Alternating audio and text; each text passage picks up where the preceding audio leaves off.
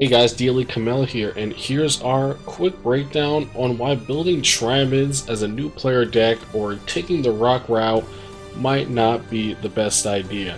Before we get into that, what is the rock route? The rock route is the name given to the path that a new player takes in which they build Triamids as their first main deck.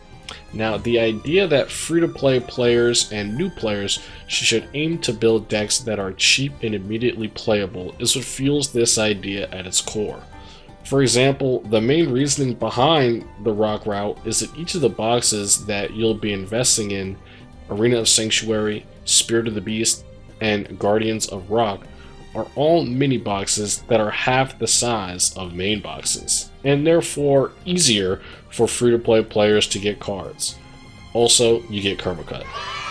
Now, while all of those statements are objectively true, the bottom line is that these cards are vastly weaker than other cards and decks that you can obtain for the same value.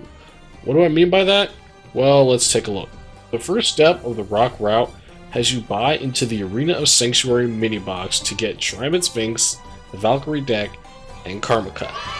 This is bad for a few reasons. When you first start playing Yu-Gi-Oh! Duel Links, it becomes immediately apparent that you need a better deck in order to progress through the early game, and are expected to spend your approximately 3,000 new player gems to do so. This stage of Duel Links is very volatile and controversial for many, but we at Duel Links Entertainment believe that spending your new player gems on an old or power crept deck like Valkyrie will do you a huge disservice later on due to your lack of generally powerful cards. The Valkyrie deck, while effective at doing whatever it is that Valkyries do, Valkyrie ultimately only serves as a new player stepping stone deck that will end up washing out of ranked duels past gold. This box also has Karma Cut. Many duelists assume Karma Cut is something that all new players need because it is the most used card in ranked duels, and after analyzing this route, I realized just how much of this route really relies on this idea for any of this to make sense. To this, I have to say that those people need a deeper understanding of Duel Links. And I said, what? It's time that duelists understand that discard traps, while good, only see their true usefulness in decks that can make constant use of the discard mechanic, which Valkyrie and Triamid did not. Okay, that's one bad deck down, on to the next one. The Triamid archetype was introduced to Duel Links with the Guardians of Rock mini box way back on June 18th, 2019, almost 2 years ago, and have only received one support card in the Arena of Sanctuary mini box. To play this deck effectively, you will need to go through the Guardians of Rock mini box 3 times, which can have you spend upwards of 15k gems for an incomplete version of a rather mediocre deck. Not to mention the gems that you have to spend to get Triamid Sphinx. Wasn't there just a mini box deck added to the game that looked pretty good? Must be my imagination. Anyway, the Triamid playstyle, while effective against players in ranked duels, This needs to be banned! Put your helmet back on! What does that deck do? is very vulnerable to common cards such as Cosmic Cyclone, Paleozoic Canadia, and Floodgate Trap Hole, which by this method's logic, no new players will have, and you will only obtain with Dream Tickets once every 6 months. This is best shown by the fact that Triamids require you to have a field spell, monster, and preferably a trap on the field at once, leaving your opponent a myriad of ways to disrupt you and end the duel. Of course, the same can be said of other decks. Every deck in Duel Links right now has some sort of tangible weakness, but Triamids are the victim of more than just being a fragile rogue deck. Now, Triamids are by no means what we would call a bad deck, but they are what we would call a dead deck. This means a few things: that the deck has seen their peak in performance and not likely to ever receive support that meaningfully increases the deck's power again. 2.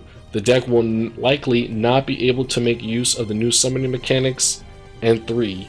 They have a common weakness or outdated strategy which most newer decks come equipped to deal with on release.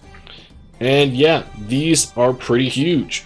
Power creep is the biggest offender of killing off decks, and not receiving support for over a year will definitely do that. A deck that cannot take full advantage of Xyz summoning, let alone the extra deck, during the Zexal era will drastically hurt its performance, since other decks can do that just fine.